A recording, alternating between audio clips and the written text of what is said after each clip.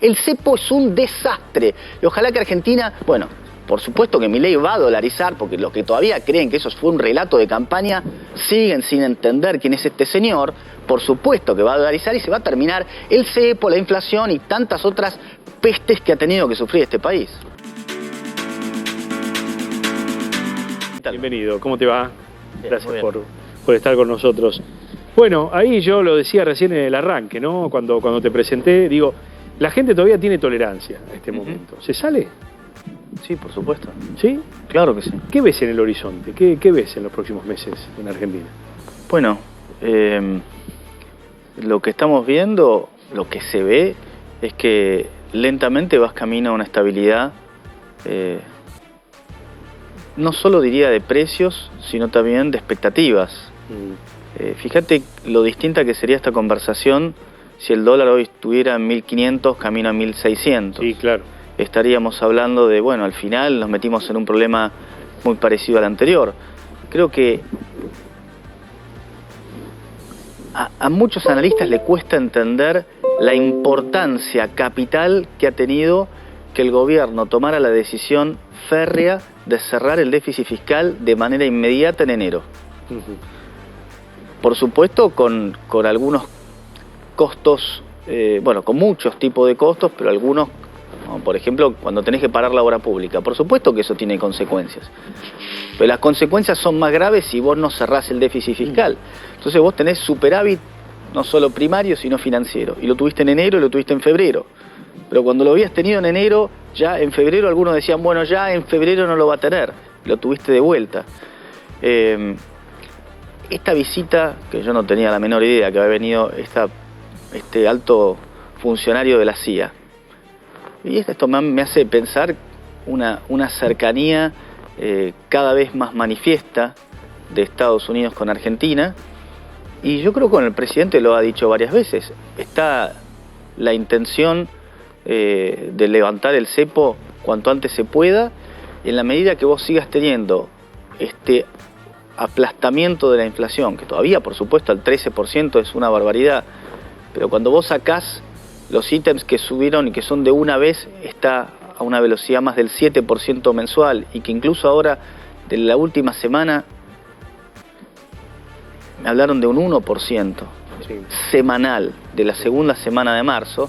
Bueno, por supuesto que uno se pone, vamos a decir, optimista, y además se pone optimista los que votan todos los días con el bolsillo, que son los mercados financieros. Claro. Decime, ¿y esa recuperación va a rebotar en B para arriba? ¿O va a ser o vamos a tener que vamos a tener meses donde todavía el dinero no va a alcanzar, ¿cómo lo imaginás? Honestamente no lo sé. Tampoco creo que es para rasgarse la cabeza pensando, a ver, no, es un rebote en L, en B corta, en W. Acá lo que tenés es que, vuelvo al primer discurso de Javier Milei como presidente en las escalinatas del Congreso. Recibiste un país donde estabas con una inflación del 1% diario, 3.700 de inflación anual. Lo difícil de todo esto es que llueven las críticas, pero no se tiene real valoración de que la alternativa era que hoy estuviéramos con una hiperinflación y el dólar vaya a saber uno en qué lugar. Porque recibiste en esas circunstancias al país. ¿Y por qué la Argentina es cara en dólares? Los productos están caros en dólares. Todavía poníamos algunos productos, no sé, un dentífrico, la yerba, no sé.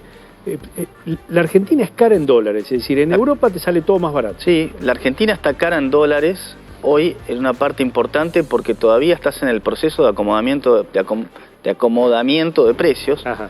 Donde muchos empresarios hicieron su pricing con un dólar de 1.500 o de 1.700 o de 2.000, que eran lo que les decían que iba a pasar, y sin embargo el dólar está hoy a 1.000.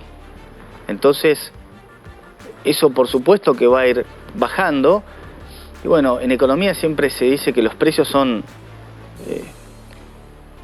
suben mucho más fácil de lo que bajan, que parece que algo, una obviedad, pero incluso se le ha dado un nombre a eso, stickiness de los precios, que cuesta que bajen.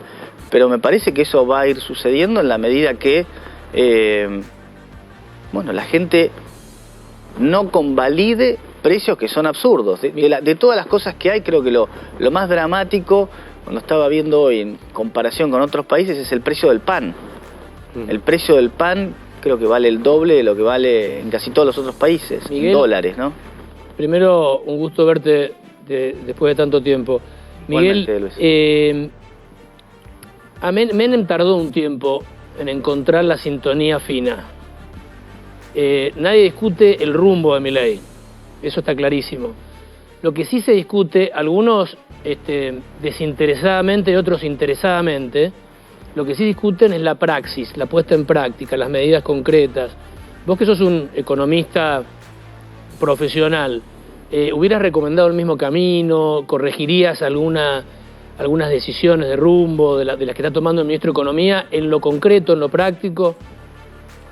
Pero si vos me hubieras dicho que al 20 de marzo íbamos a estar en esta situación y me lo decías el 10 de diciembre, si se lo decías a casi cualquier argentino, creo que todos hubiéramos estado de acuerdo en decir, es difícil imaginar una situación mejor. Entonces, hablar de universos paralelos, no sé qué agrega, y por supuesto es todo contrafáctico. Déjame agarrar un punto de los que vos hablabas recién, del rumbo, y el diputado que estaba recién acá.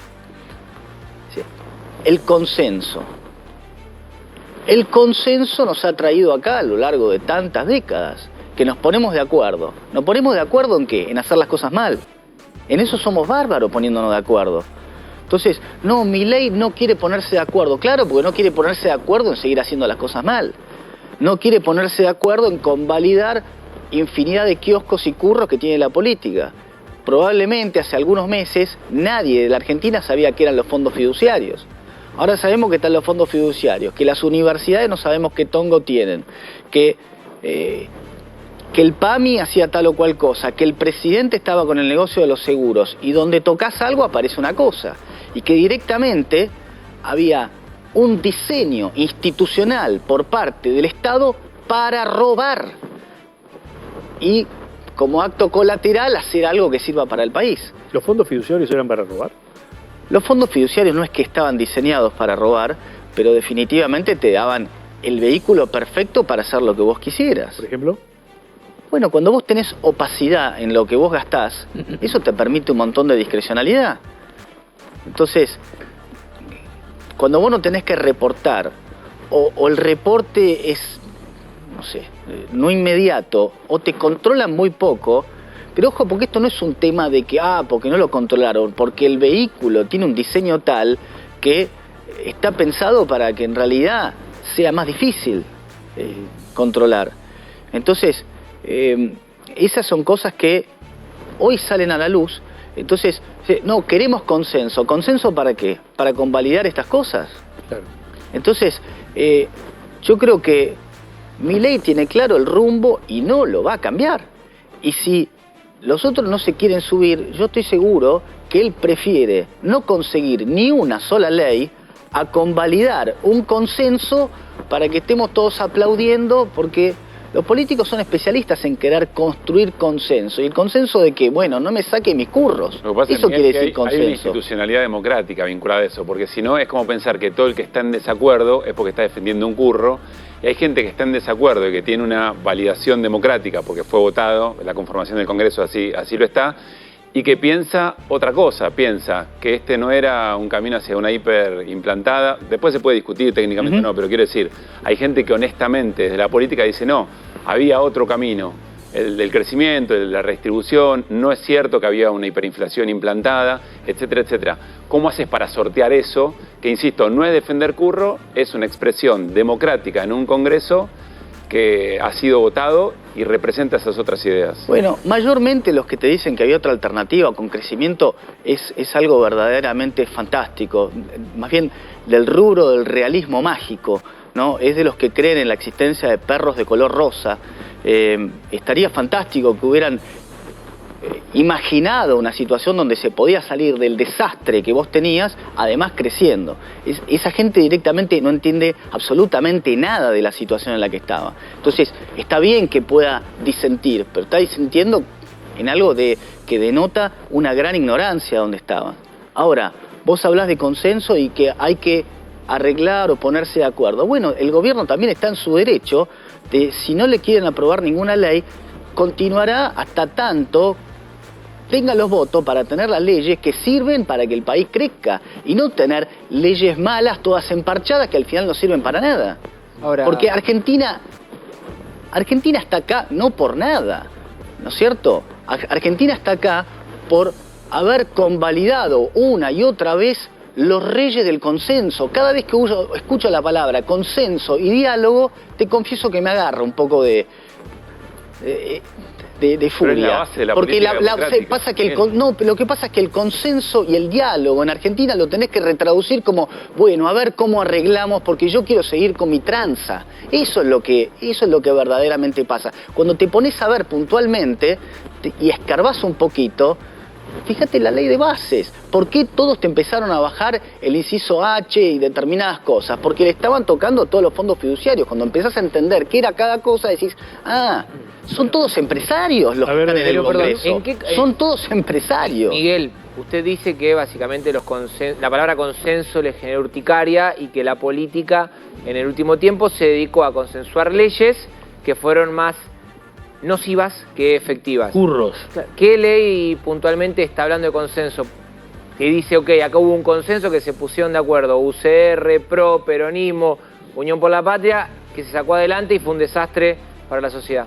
Me viene en la cabeza en un segundo la ley de alquileres. Pero esa no tuvo consenso mayoritario de todos los bloques. Bueno, justamente no fue importa, una pero mayoría, es- pero es una ley que, claro, pero fue un está bien, grupo. pero es una ley que pasó. Está bien, pero una cosa es pero aprobar no una- me tomes lección de No, qué no es leyes se lección. aprobaron, porque no es mi tarea. No, pero discúlpeme, No es no le estoy tomando lección. Usted dijo, la palabra consenso me genera básicamente urticaria. Sí, Cuando señor. escucho esa palabra, huyo. Sí. Yo soy de los que cree que a la política argentina, y me baso en datos, le faltan consenso, que no tiene nada que ver con la forma que negocie mi ley. Por eso le preguntaba cuál era el famoso consenso al que se hacía referencia. Bueno, nada el más. consenso, por ejemplo, de aprobar leyes del estilo de la ley de alquileres.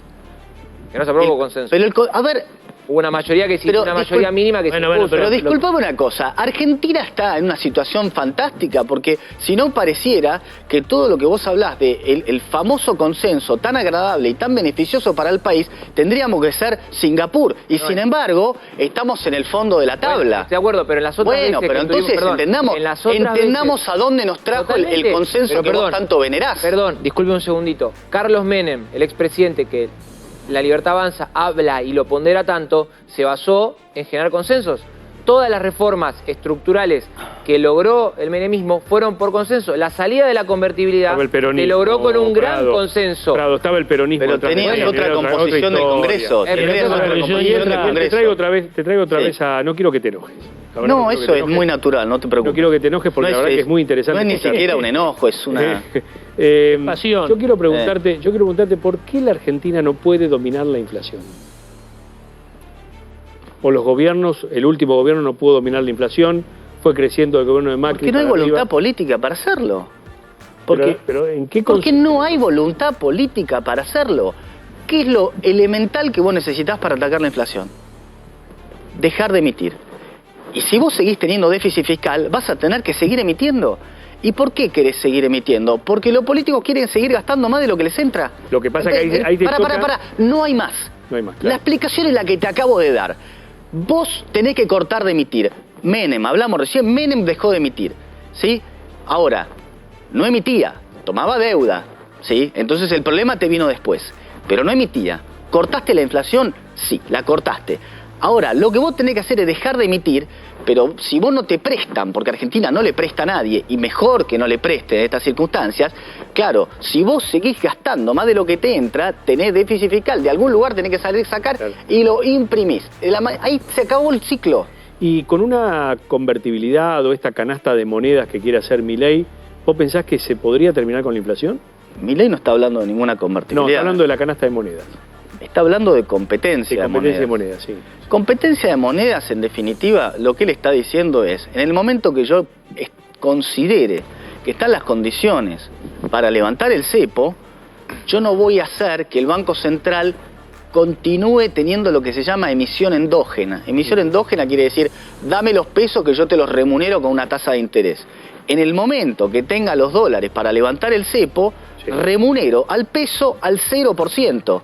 Entonces, si vos querés peso, tenés peso. Querés dólares, tenés dólares. Hagan lo que quieran. ¿Querés venir a buscarme los dólares? Yo voy a tener los dólares para darte. Miguel, y el tema de la recesión, porque digo, ahí ya tenemos, recesión en el tema de los supermercados, la industria automotriz está a punto de salir con tasa cero porque la verdad que no se vende un auto. Bueno, digo, ese es un daño colateral que hay que soportar por para supuesto. este proceso. Esto, vos tuviste cirugía mayor y ahora estás en el posoperatorio. Ahora, ¿cuándo se sale de esto? Cuando vos, a través de que te empiece a bajar la inflación y en determinado momento los salarios le empiecen a ganar a la inflación, que ese momento va a llegar, debería llegar, en algún momento te va a llegar, ahí se reinicia el crecimiento del consumo y todo el círculo virtuoso. Por supuesto se te tiene que dar esa situación. Después, y esto no hablo ni siquiera de inversión externa ni nada, pero para eso vos tenés que tener estabilidad. Si vos además tenés el cepo te garantiza, levantar el cepo. Hay un montón de dinero en el costado de inversores extranjeros que Milei le supo captar la atención, que muy rápidamente podrían entrar y que muchos también son argentinos, que por supuesto te acelerarían todo este proceso, pero aún sin tener inversión externa o interna, de efectos prácticos da lo mismo, en el momento que los salarios lentamente le empiecen a ganar a la inflación, en la medida que siga bajando, ahí vas a empezar a salir y vas a haber superado y vas a haber, vamos a decir, fagocitado todo el desastre que tuviste Miguel, antes. ¿Por qué vendrían inversiones a un país que tiene una recesión tan galopante de muy bajo consumo, producto de las políticas que se implementan?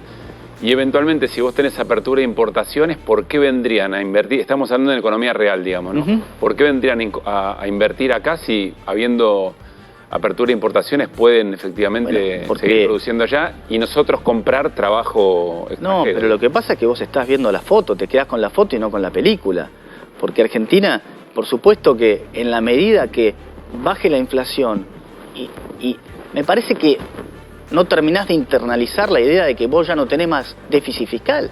Si vos tenés un superávit fiscal sostenido, tenés un Estado que desde el punto de vista financiero funciona bien.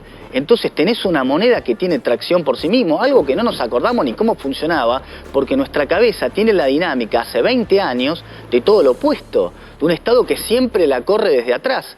Por eso es capital la importancia que tiene tener cuentas superavitarias. Y por supuesto después tendrá que ver las condiciones que pueda tener cada una de las posibles inversiones y los motivos por los cuales hay. Hoy hay interés en minería, hay interés en petróleo y también hay interés en el sector financiero. Y vendrá, por supuesto, hoy tampoco tenés un interés en consumo masivo, pero quizá lo puedas tener más adelante. ¿Por qué crees que esta vez los argentinos acompañan? Si algo asombra en el mundo entero es que medidas de ajuste muy duras, que le están costando a los argentinos en el bolsillo, a prácticamente toda la población, todavía siguen teniendo un alto consenso. Eso asombra afuera y desespera adentro a quienes especulan con el derrumbe de esta situación. Claro, porque ¿sabés qué me parece a mí, Luis? Me parece que todos los analistas subestiman enormemente al votante. Creen que el votante no va a aguantar, porque el votante en realidad no entiende lo que está pasando. El votante entiende bastante bien cuando ha visto infinidad de veces cómo se financia todo a partir de la impresión de papel moneda, y esa película ya vio como tantas veces se intenta resolver lo mismo problema con las mismas herramientas que fracasaron anteriormente. Entonces tenés ahora a alguien que te está mostrando con total determinación cómo va el camino por otro lado, y yo creo que la gente acompaña por eso. Y ha habido entrevistas en todos lados de gente de incluso bastante bajos recursos que dicen, sí, yo no la estoy pasando bien, pero yo estoy dispuesto a continuar. ¿Qué opinás del llamado a la rebelión fiscal en la provincia de Buenos Aires contra el aumento de Mira, de Kicillof. Hoy discutía con unos amigos, ¿viste? Porque cuando se decía, le critican a Milei, no, porque Milei decía que el ajuste lo tenía que pagar la casta y ahora lo pagan todos. Lo que está haciendo Kicillof es exactamente eso. Lo que hace Kicillof es decir, bueno, yo no pienso ajustar ni medio centímetro y le subo 580% el impuesto inmobiliario. Eso quiere decir, yo voy a seguir gastando, viejo. Ahora, me la vas a pagar vos con el impuesto inmobiliario y después con ARBA y lo que sea. Perdón, Miguel, pero no es lo mismo que haber subido el transporte, que subir las tarifas de servicios públicos, que la gente de la clase media diga no sabe qué hacer, los consorcios que ahora le va a venir una factura de gas brutal, No. digo, no es lo mismo. No tiene nada que ver. Pero no es lo mismo. No tiene nada que ver, porque fíjate que... También lo está pagando la gente, ¿no? Pero ¿cuántos ministerios tenías? Tenías 18 ministerios, ahora tenés 9. Está perfecto. No, pero está perfecto. está bien. Yo lo que te digo pero es, una cosa es... el aumento de Kicillof, Pero- el aumento que Milei propone... Pero no me lo podés poner en igual, porque no es en igualdad de condiciones, ni remotamente. Ujú. Ni remotamente. Está bien. ¿Entendés? Por supuesto que los subsidios los termina pagando la gente y cuando vos lo tenés que sacar. Ahora, insisto, si nosotros no tuviéramos hoy superávit fiscal, el dólar valdría 1.700 y estaríamos con la inflación que no puede bajar. Verdaderamente veo que no terminan de asimilar la enorme importancia que tiene eso. No, está bien. Yo lo que Entonces, te digo... ahora, pero vos hablaste de tenemos que Kicillof. tenemos que pagar la nafta cara, porque los países productores ¿Qué es tienen caro? nafta subsidiada. Y una nafta casi al dólar... Pero al ¿cuánto dólar. valía la nafta antes en Argentina? Siempre estuvo valiendo en 300 torno a mangos. siempre estuvo valiendo en torno a $1. Me parece que nos olvidamos. El tema es el Lo que poder pasa es que adquisitivo, viviste, es el- viviste es lo que vale años la- y años es lo con que está el precios salario, Miguel. Disculpame un segundo. Viviste años y años con precios ficticios. Cuando vos tenés precios ficticios, no tenés nadie que quiere invertir y no tenés la generación de oferta para suplir esas cosas. Miguel- Ese es el problema cuando vos tenés precios artificiales en una economía. Hay un- Porque toda la información que se transmite es ficticia, es fabricada. Argentina, en un mundo kirchnerista, tenía todos precios ficticios.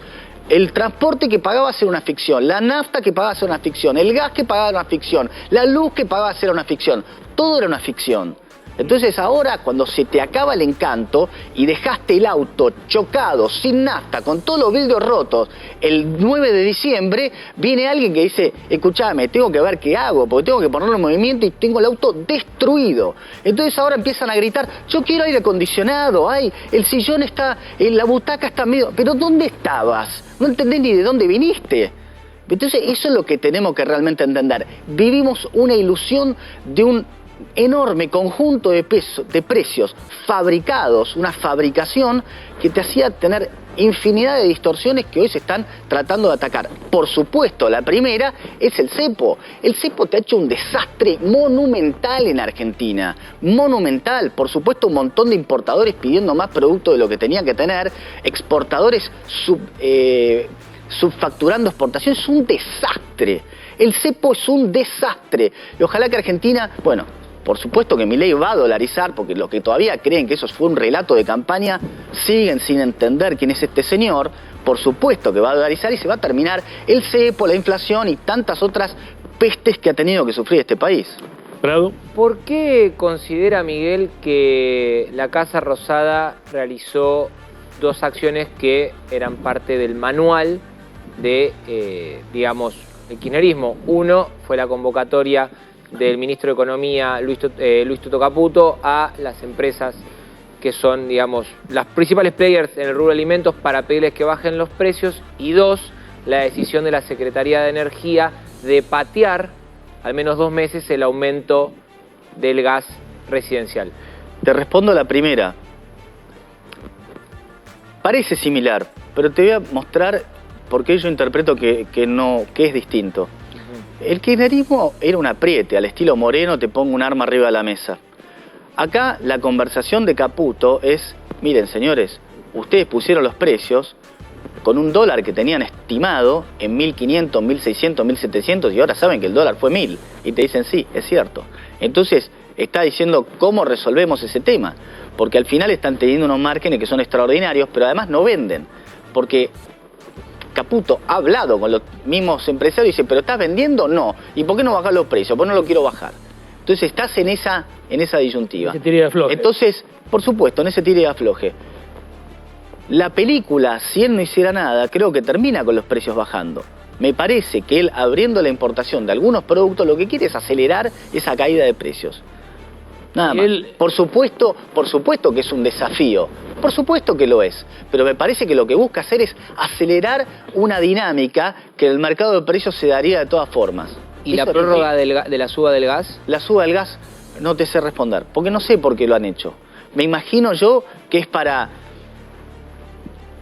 no tener tanto salto inflacionario al mismo tiempo y sabiendo que marzo probablemente tenés un montón de cosas estacionales y quizás repartirlo a lo largo del tiempo. Me parece que es una cuestión de estrategia de en qué momento vos querés ir haciendo mostrando cada una de las cosas. Miguel, yo diría para que el shock no sea tan dramático o un poco menos dramático. Por supuesto que es dramático. Vos marcás como central en la estrategia de Milei el tema del déficit, el equilibrio de las cuentas públicas, etcétera. Por supuesto.